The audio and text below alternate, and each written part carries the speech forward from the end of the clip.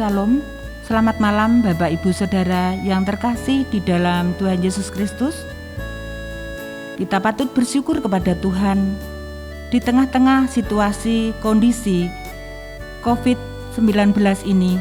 Kita masih diberikan kesempatan untuk berjumpa kembali pada persekutuan Komisi Pekabaran Injil secara daring atau online. Meskipun acara ini diadakan secara daring, kiranya boleh menjadikan sukacita bagi kita semua. Bapak Ibu Saudara yang terkasih, baiklah kita awali persekutuan ini dengan menaikkan pujian, "Peganglah tanganku Roh Kudus."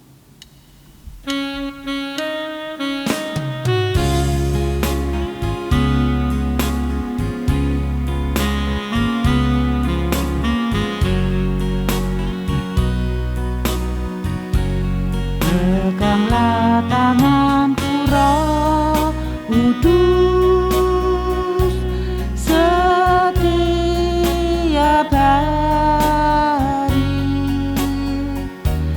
Ku tak dapat jalan sendiri tanpa Roh-Mu. Bawalah diriku kepada jalan kebenaran, agar ku tidak tersesat mengikuti jalan-Mu. Peganglah tanganku Roh Kudus setiap hari. Ku tak dapat jalan sendiri tanpa Roh-Mu. Bawalah diriku kepada segala kebenaran, agar ku tidak tersesat mengikuti jalan-Mu. Agar ku tidak tersesat mengikuti jalan-Mu.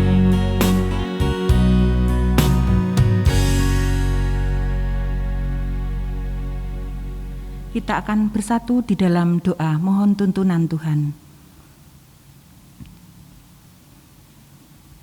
Bapa kami yang ada di surga, segala puji syukur kami naikkan ke hadirat-Mu ya Tuhan, atas kasih, rahmat dan anugerah-Mu, serta pemeliharaan-Mu di dalam kehidupan kami.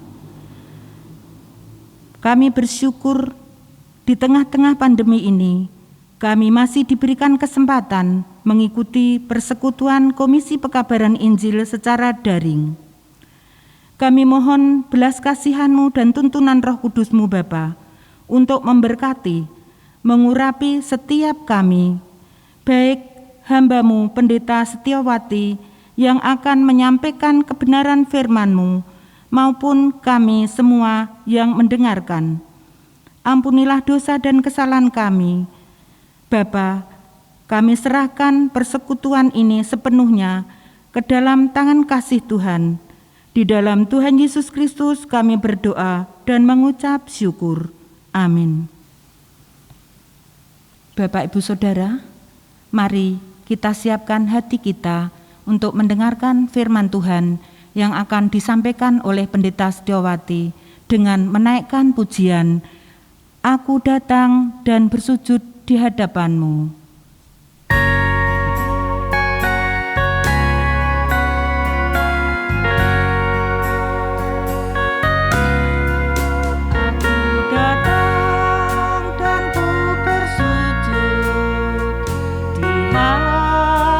Hadapan rasakan indah hadirat-Mu. Telah kubuka mata hatiku dan seluruh jiwaku untuk ku nikmati firman-Mu. Firman-Mu yang kuasa untuk mengubah sikap hati. Firman-Mu yang kekal di saat ku terjatuh. Penuhkanlah bejanaku dengan air sungai-Mu. Ku haus akan firman-Mu. Firman-Mu yang kuasa untuk mengubah sikap hati. Firman-Mu yang kekal di saat ku terjatuh. Penuhkanlah bejanaku dengan air sungai-Mu. Ku haus akan firman-Mu.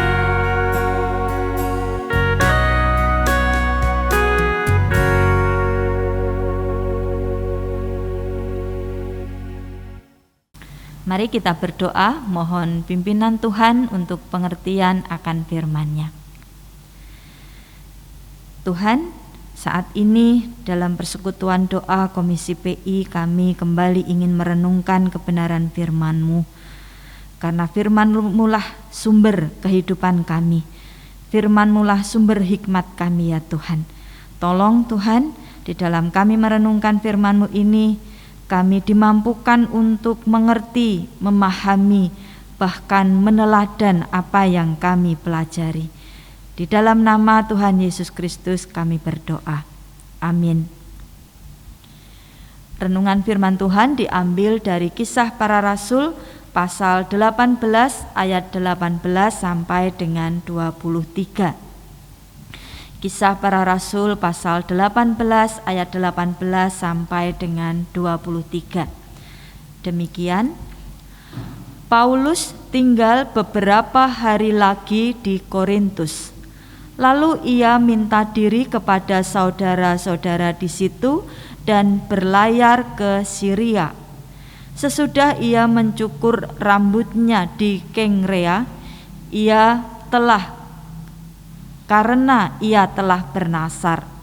Priskila dan Aquila menyertai dia. Lalu sampailah mereka di Efesus. Paulus meninggalkan Priskila dan Aquila di situ. Ia sendiri masuk ke rumah ibadat dan berbicara dengan orang-orang Yahudi. Mereka minta kepadanya untuk tinggal lebih lama di situ, tetapi ia tidak mengabulkannya. Ia minta diri dan berkata, "Aku akan kembali kepada kamu jika Allah menghendakinya." Lalu bertolaklah ia dari Efesus. Ia sampai di Kaisarea dan setelah naik ke darat dan memberi salam kepada jemaat, ia berangkat ke Antiokhia. Setelah beberapa hari lamanya ia tinggal di situ, ia berangkat pula lalu menjelajahi seluruh tanah Galatia dan Frigia untuk meneguhkan hati semua murid. Demikianlah firman Tuhan. Tema pada malam hari ini adalah keluarga yang menjadi berkat. Ibu bapak saudara yang dikasihi oleh Tuhan, rasanya sungguh indah ya ketika kita menyaksikan pasangan atau bahkan keluarga, ayah, ibu, anak begitu melayani Tuhan, ikut terlibat dalam pekerjaan Tuhan, kita rasanya senang sekali. Dan melihat hal itu tuh menjadi keinginan kita juga, wah kok menyenangkan ya melihat misalkan ibunya ikut paduan suara, lalu ayahnya majelis, anak-anaknya ikut pelayanan entah di komisi atau di musik dan sebagainya. Nah, itu menjadi kerinduan kita bersama. Pada malam hari ini kita juga akan melihat sepasang suami istri, tidak dijelaskan apakah mereka punya anak atau tidak begitu ya. Tetapi sepasang suami istri ini yaitu Aquila dan Priscilla, mereka terlibat dalam pelayanan pekerjaan Tuhan bersama dengan Paulus. Dan mereka ini nampaknya memiliki kesatuhatian yang kuat, bahkan satu visi. Bukan hanya visi dalam keluarga itu, tetapi juga visi dalam mengembangkan imannya. Sehingga dua nama ini selalu disebut bersama-sama. Tidak pernah Paulus menyebut hanya Aquila atau hanya Priscilla, namun selalu Priscilla dan Aquila, Aquila dan Priscilla, menunjukkan bagaimana pasangan suami istri ini begitu kuat kesatuhatiannya dan visinya, khususnya di dalam melayani Tuhan. Nah, hal itu tentu menjadi hal yang menyenangkan. Terlebih pasangan ini menjadi berkat. Nah, saya mendefinisikan kata berkat sesuai dengan Kamus Besar Bahasa Indonesia. Ada beberapa definisi, namun saya mengambil yang bagian pertama. Di sana dikatakan berkat adalah karunia Tuhan yang membawa kebaikan dalam kehidupan manusia. Ketika merenungkan kalimat ini, ternyata buat saya berkat itu tidak berhenti pada karunia Tuhan atau pemberian Tuhan, tidak. Tetapi berkat itu harus disalurkan sehingga membawa kebaikan dalam kehidupan manusia. Sungguh indah pengertian tentang berkat ini. Bagaimana berkat itu sebuah karunia, pemberian dari Tuhan, dan bagaimana karunia dari Tuhan itu, pemberian dari Tuhan itu kita bawa kepada orang-orang di sekitar kita yang mendatangkan kebaikan dalam kehidupan mereka. Maka pertanyaan kita adalah, berkat apa yang dibawa oleh pasangan suami istri ini, yaitu Aquila dan Priscilla ini, sehingga menjadi berkat itu? Saya mencatat 3 hal berkaitan dengan berkat atau karunia Tuhan yang diterima oleh pasangan suami istri ini dalam kehidupan mereka, dan mereka membawa itu menjadi kebaikan bagi manusia. Yang pertama adalah Priscilla dan Aquila menunjukkan sikap atau tindakan yang ramah tamah atau keramah tamahan, atau sering disebut juga hospitality. Apa itu? Hospitality yaitu sikap dan tindakan keramah tamahan dari tuan rumah kepada tamu. Tindakan keramah tamahan ini sampai pada memberi pelayanan dan kenyamanan tamu tersebut. Nah, sungguh menarik di sini bahwa dalam hal ini yang menjadi tuan rumah adalah Priscilla dan Aquila ini, dan yang menjadi tamu adalah Paulus. Bagaimana tanggung jawab sang tuan rumah ini dalam melayani tamunya? Bagaimana agar tamunya ini merasa nyaman, merasa diterima sebagai tamu oleh sang tuan rumah ini. Nah, kita akan melihat di dalam bacaan kita, di pasal 18, namun di ayat yang kedua.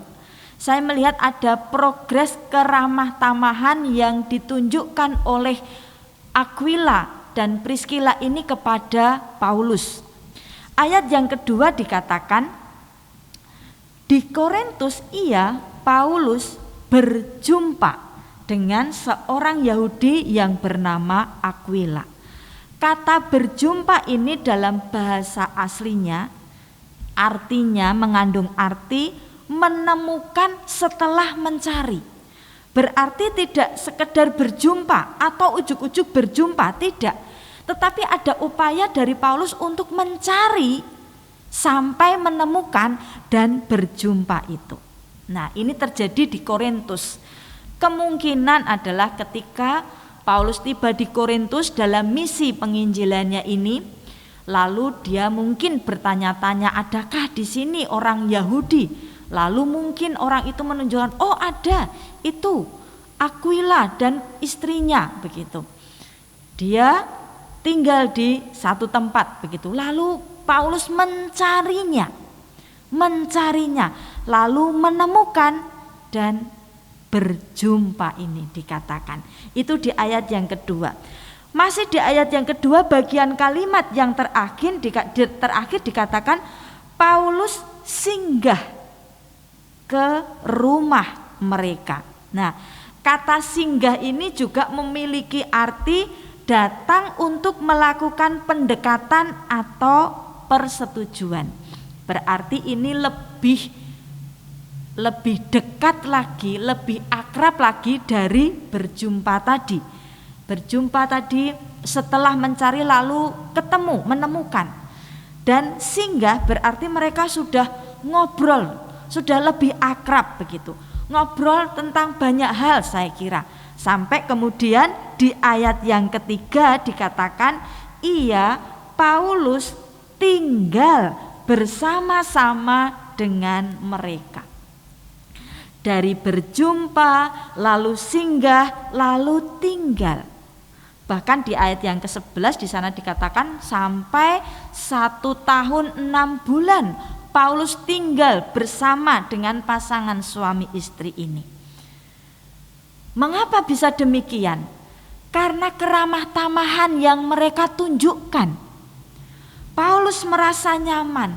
Bahkan ketika mereka berbincang tentang keterampilan mereka, pekerjaan mereka, ternyata mereka punya keahlian yang sama, yaitu membuat tenda atau membuat kemah.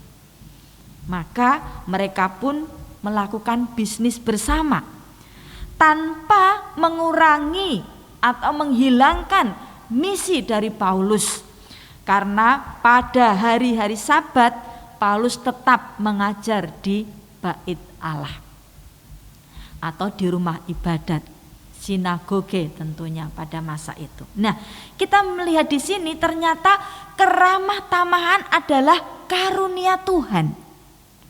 Dan kalau itu tidak dibawa kepada orang lain, maka kita tidak akan menjadi berkat. Aquila dan Priskila menerima karunia Tuhan, yaitu keramah tamahannya itu. Dan dia lakukan itu, dia bawa itu ketika dia menyambut dan menerima Paulus di dalam keluarganya, di dalam rumahnya. Bapak Ibu Saudara, bagaimana dengan kita? Mungkin kita punya karunia ini, keramah tamahan, satu hal yang sederhana. Tetapi kalau kita melakukan itu dan membawa itu kepada orang lain, tentu akan menjadi berkat buat orang lain itu, akan membawa kebaikan bagi orang lain itu. Dan kita yang menerima karunia itu, karunia keramah tamahan itu, kita pun senang. Tuhan pun yang memberi karunia itu tentu senang. Menjadi berkat melalui hal yang sederhana, keramah tamahan. Itu yang pertama. Yang kedua adalah kesetiakawanan yang ditunjukkan oleh Aquila dan Priskila kepada Paulus khususnya, dan kecintaannya terhadap pekerjaan Tuhan. Bapak Ibu Saudara yang dikasihi oleh Tuhan, Aquila dan Priskila di dalam pelayanannya, kebersamaannya dengan Paulus, dia menunjukkan seorang rekan yang sangat setia. Kesetiaan itu muncul di mana? memang tidak muncul di bacaan kita. Tetapi dalam Roma pasal 16 ayat yang ketiga, di sana Paulus berkata, sampaikan salam kepada Priskila dan Aquila, teman-teman sekerjaku dalam Kristus. Paulus menyebut mereka pasangan ini sebagai teman sekerja di dalam Kristus. Baik teman sekerja dalam berbisnis tadi, membuat kemah atau tenda tadi, namun juga dalam pelayanan. Juga dikatakan di ayat yang keempat, mereka telah mempertaruhkan nyawanya untuk hidupku. Kepada mereka, kepada Priskila dan Aquila, bukan aku saja yang berterima kasih, tetapi juga semua jemaat bukan Yahudi. Nah, kita melihat di sini kesetiaan, setia kawan yang ditunjukkan oleh Aquila dan Priskila ini kepada Paulus sebagai rekan kerja, baik berbisnis maupun dalam pelayanan itu, juga ternyata jemaat yang bukan Yahudi. Tentu kita kemudian bertanya, ada peristiwa apa sehingga Paulus mengatakan mereka telah mempertaruhkan nyawanya, merisikokan nyawa mereka. Beberapa sarjana menghubungkan tentang mempertaruhkan nyawa ini dengan peristiwa-peristiwa. Yang pertama adalah peristiwa di Korintus. Itu kita bisa baca di ayat-ayat di atasnya, ayat 12 sampai dengan ayat yang ke-17. Ketika orang-orang Yahudi yang mendengar akan pemberitaan Injil yang disampaikan oleh Paulus, mereka tidak menerima, bahkan memusuhi, menghujat Paulus sampai menyeretnya ke pengadilan. Namun gubernur pada waktu itu, yaitu Gubernur Galio, tidak mau mengadili mereka. Karena apa?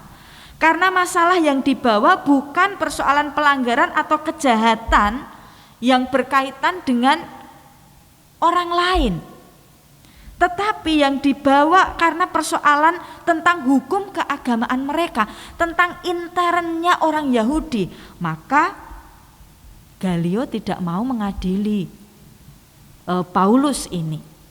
Maka apa yang terjadi? Galio mengusir mereka dari ruang persidangan itu, dan orang-orang Yahudi semakin marah. Lalu mereka datang ke rumah ibadat dan menyeret kepala rumah ibadat, yaitu Sostenes, lalu memukulinya sebagai pelampiasan kemarahannya. Dalam situasi seperti itu,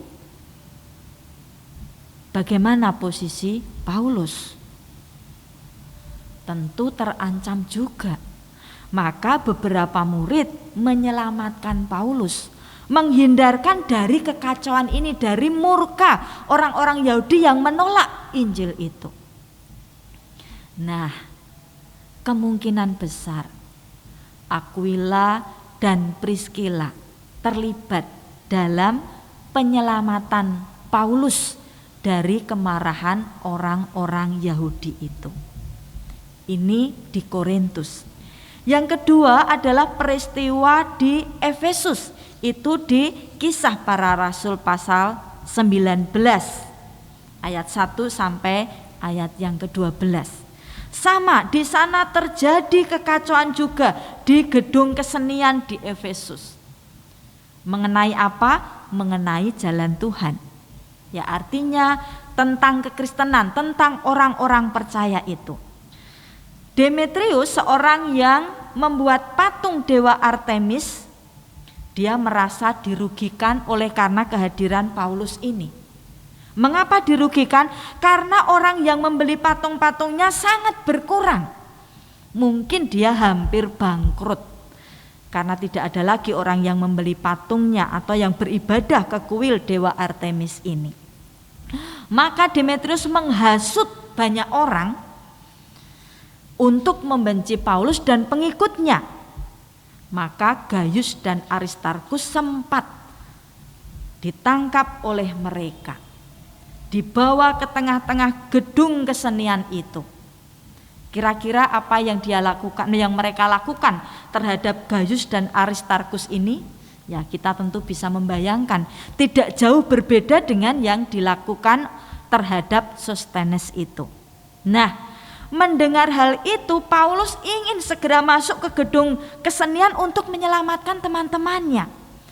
Namun sekali lagi, murid-muridnya menahan Paulus untuk masuk ke gedung kesenian itu. Mereka lebih memikirkan jangka panjang, kalau Paulus nanti sampai masuk ke gedung kesenian mungkin akan dibunuh oleh orang-orang itu. Dan sekali lagi, masuk akal juga jika Aquila dan Priscilla yang juga sedang berada di Efesus terlibat dalam penyelamatan Paulus ini. Membayangkan situasi yang sedemikian kacau, maka tidak heran ketika Paulus kemudian mengatakan mereka mempertaruhkan nyawanya untuk hidupku. Demi Paulus mereka mau merisikokan dirinya. Agar apa? Agar pekerjaan Tuhan tetap berjalan dan terus berjalan. Nah, kita mungkin tidak menghadapi suasana yang sedemikian kacau sampai merisikokan nyawa kita. Namun bukan berarti kita tidak membantu teman-teman kita. Sekarang di masa pandemi ini, mungkin kita tahu ada rekan kita, kenalan kita di tempat yang jauh mengalami masalah dalam kehidupan mereka. Lalu kita pun membantu mereka. Kita memang tidak hadir langsung untuk menyelamatkan mereka, namun kita bisa membantu mereka dengan banyak hal. Itulah kesetiakawanan kita. Dan ternyata itu juga karunia Tuhan. Itu juga berkat dari Tuhan yang diberikan kepada kita untuk kita bagikan kepada orang-orang di sekitar kita atau orang yang membutuhkan bantuan kita. Bukan hanya kesetiakawanan yang ditunjukkan oleh Aquila dan Priscilla, mereka juga menunjukkan kecintaannya akan pekerjaan Tuhan itu dengan membuka lebar-lebar rumahnya sebagai tempat untuk belajar firman Tuhan. Bukan hanya mereka bertiga yang belajar mendalami firman Tuhan itu di rumah, namun ternyata ada beberapa orang yang belajar di rumah mereka. Sehingga Paulus menyebut sebagai jemaat-jemaat di rumah mereka. Sekali lagi Roma pasal 16 ayat yang kelima. Salam juga kepada jemaat di rumah mereka, yaitu di rumah Priscilla dan Aquila. Di 1 Korintus pasal 16 ayat 19. Salam kepadamu jemaat di Korintus dari jemaat-jemaat di Asia Kecil, Aquila dan Priscilla, dan jemaat di rumah mereka. Artinya rumah Priscilla dan Aquila sangat terbuka sebagai tempat untuk belajar firman Tuhan, mendalami firman Tuhan, melakukan persekutuan di sana. Nah, itu yang mereka lakukan. Kita memang di masa pandemi ini kita tidak bisa bersekutu, atau kalau di PDL itu ya, persekutuan doa lingkungan yang dilakukan di rumah-rumah jemaat, kita tidak bisa melakukan itu. Tapi kita bisa membuka ruang pribadi kita, privasi kita, untuk orang lain masuk dan belajar bersama tentang firman Tuhan ini. Itu hal yang kedua. Hal yang ketiga adalah mereka memiliki pengetahuan yang baik tentang kekristenan. Aquila dan Priscilla memiliki pengetahuan yang baik tentang kekristenan. Bagaimana mereka bisa memiliki pengetahuan yang baik? Tentu karena mereka belajar. Setidaknya dengan rumah yang dipakai untuk belajar firman Tuhan, mereka pun pasti ikut belajar. Juga ketika mereka menyertai Paulus dalam pelayanan, tentu mereka juga belajar dari Paulus ketika Paulus mengajar atau berkhotbah.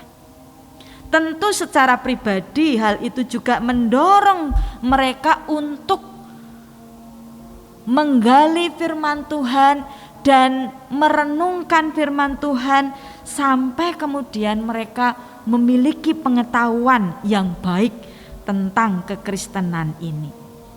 Nah, sebagai bukti bahwa mereka memiliki pengetahuan yang baik adalah kita membaca di Kisah 18 ayat yang ke-24.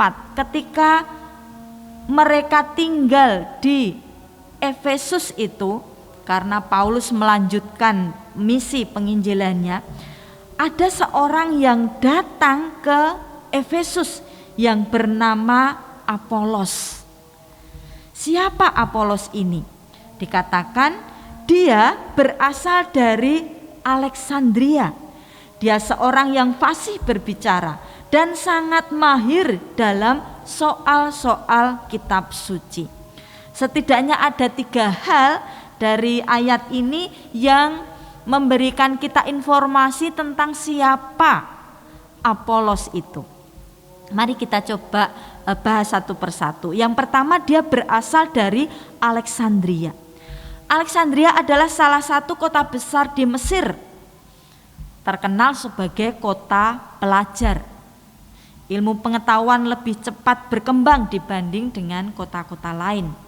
Di sana ada perpustakaan Ptolemeus yang sangat besar dan terkenal. Bahkan terjemahan Alkitab Septuaginta kabarnya dilakukan di perpustakaan ini. Di sana juga ada sekolah teologi yang terkenal, yaitu sekolah teologi Alexandria. Dan rupanya Apolos adalah alumnus dari sekolah teologi di Alexandria ini. Artinya secara akademis, secara pemikiran, kualitas dari Apolos tidak diragukan lagi. Yang kedua, dia seorang yang fasih berbicara. Fasih berbicara ini bukan hanya pinter ngomong. Kalau orang Jawa itu yang namanya pinter ngomong itu, dia memakai kepandaiannya pinter ngomong ini untuk membela diri atau menutupi kesalahannya. Tetapi bagi Apolos, seorang yang berpendidikan, arti fasih berbicara adalah dia pandai dalam memilih kata dan menyusunnya sedemikian rupa sehingga dia bisa menjadi, kata-kata itu bisa menjadi argumentasi yang kuat. Ini sangat penting karena pada masa itu ketika ada seorang mengajar, maka pendengar bisa saja menyampaikan pendapatnya. Lalu mereka akan berdebat, berdiskusi. Dan yang menang adalah yang argumennya kuat. Untuk mendapatkan argumen yang kuat ini dibutuhkan kepandaian dalam memilih kata dan menyusunnya sedemikian rupa. Tidak semua orang bisa melakukan ini, tetapi Apolos punya keahlian itu. Dia seorang yang fasih berbicara. Secara pengetahuan akademis dia diperlengkapi, namun secara dia dalam berkata-kata, dia juga dibekali itu.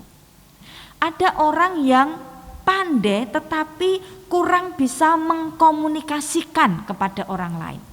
Dia kurang fasih dalam berbicara, sehingga kalau dia ngomong bulet begitu. Bukan karena dia bodoh, tidak, tetapi dia kurang bisa mengkomunikasikan pengetahuannya itu kepada orang lain. Nah, di sini rupanya Apolos tidak demikian.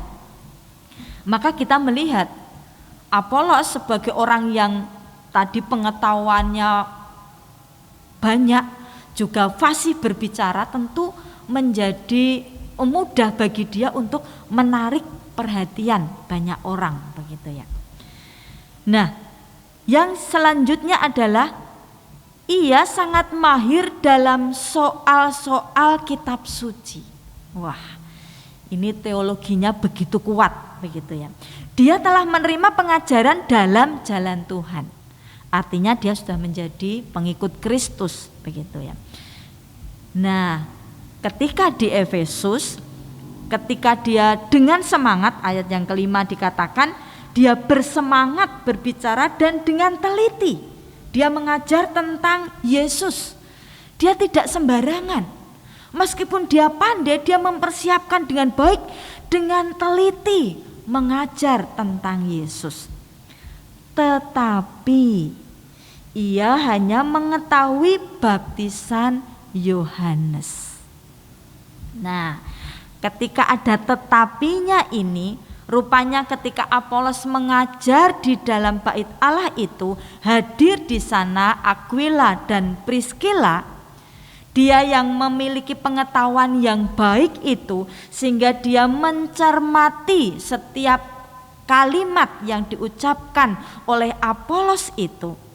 Maka mereka, Aquila dan Priscilla, menangkap ada hal yang kurang dari pengajaran yang disampaikan oleh Apolos ini. Tidak dijelaskan tentang apa, namun ada penafsir mengatakan itu kemungkinan tentang baptisan Roh Kudus, atau mungkin juga tentang kematian dan kebangkitan Kristus. Ada yang kurang yang dipahami oleh Apolos ini. Bukan berarti ajaran Apolos ini sesat, bukan demikian. Maka yang dilakukan oleh Aquila dan Priscilla sangat bijaksana. Dia tahu ada kekurangan itu, lalu mereka membawa ke rumah mereka. Nah, kita kembali ketemu rumah sebagai tempat untuk belajar ini. Apa yang mereka lakukan di rumah itu? Dengan teliti mereka menjelaskan kepada Apolos apa yang belum diketahui oleh Apolos. Nah, sangat menarik di sini. Apolos tadi mengajar dengan teliti. Sekarang Aquila dan Priscilla menjelaskan dengan teliti.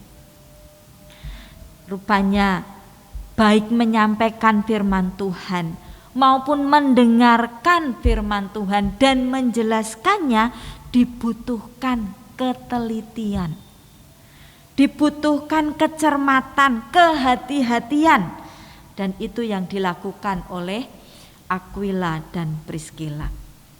Bagaimana dengan sikap Apolos? Ternyata dia seorang yang rendah hati. Dia mau menerima masukan itu, bahkan bersyukur dengan masukan itu.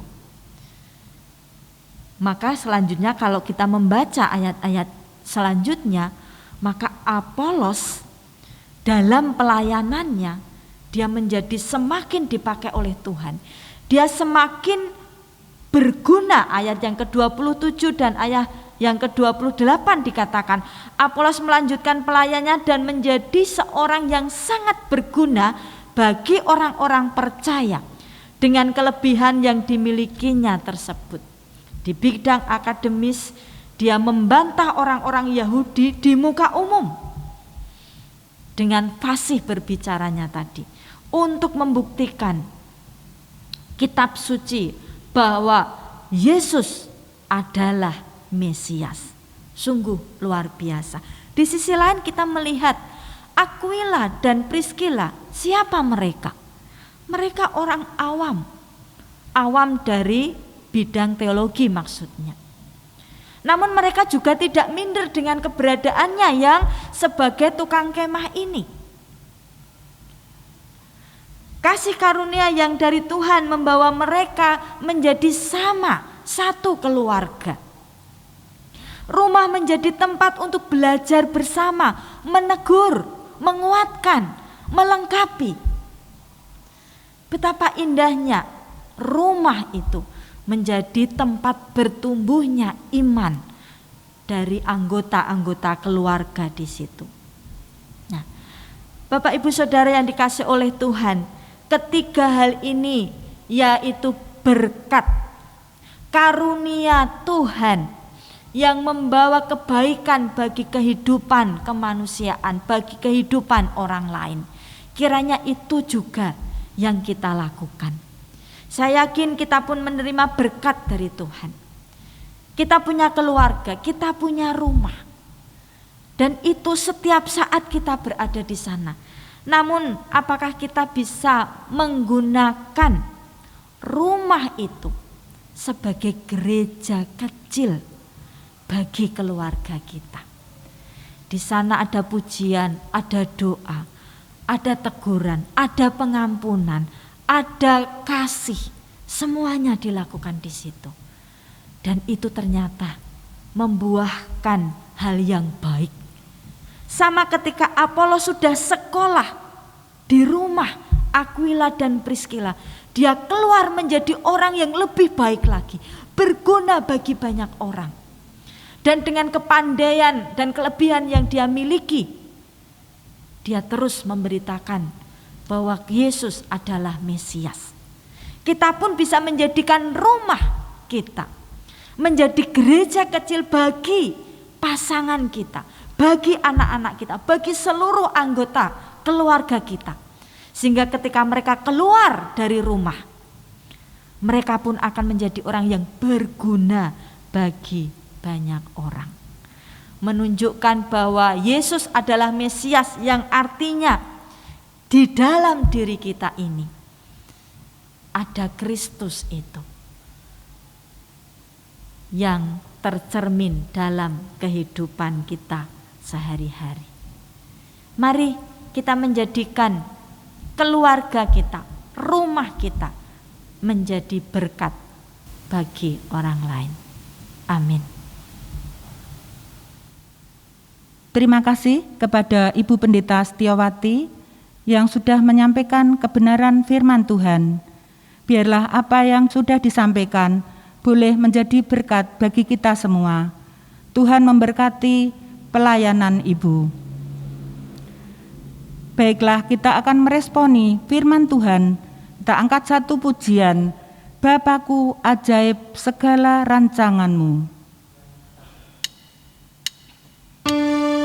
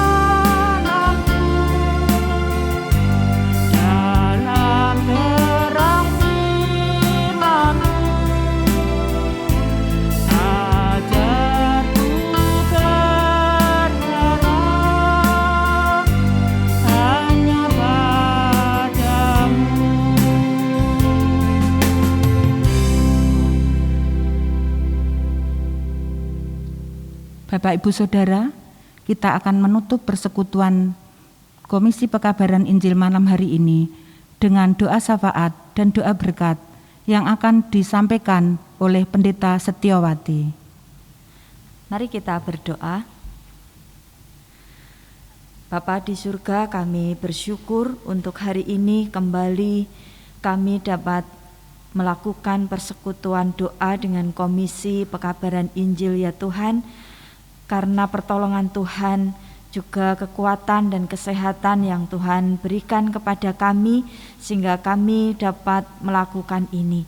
Tuhan, kami terus memohon kepada Tuhan untuk menjaga kami semuanya ya Tuhan dengan kekuatan dan kesehatan di tengah masa pandemi ini ya Tuhan.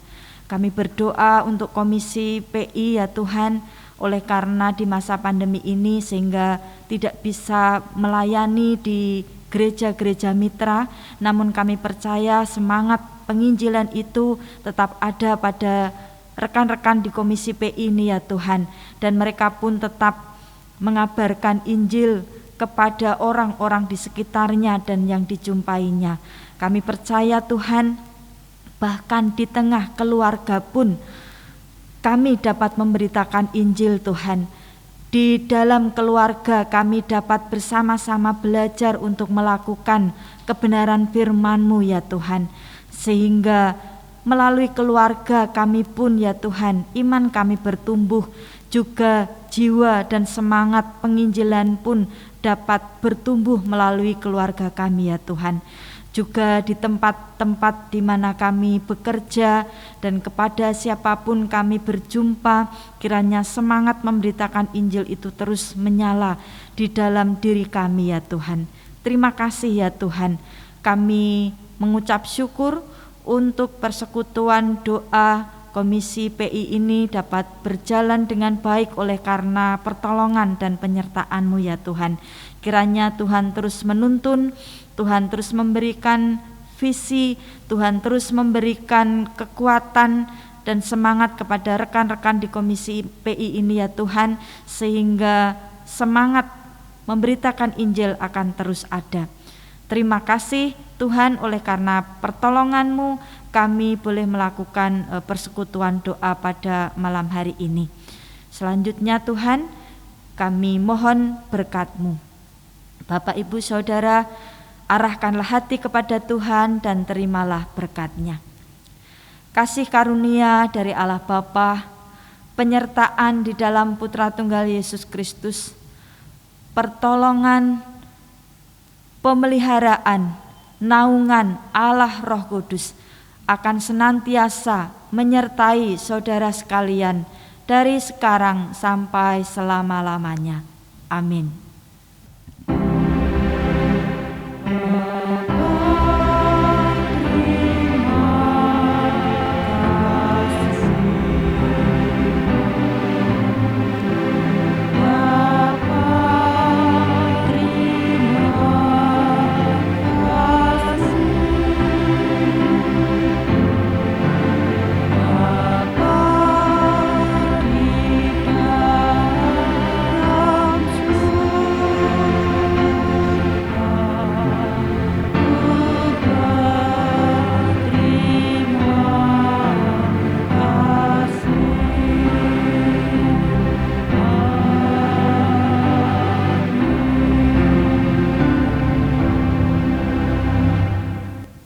Bapak Ibu Saudara, persekutuan Komisi Pekabaran Injil malam hari ini telah selesai.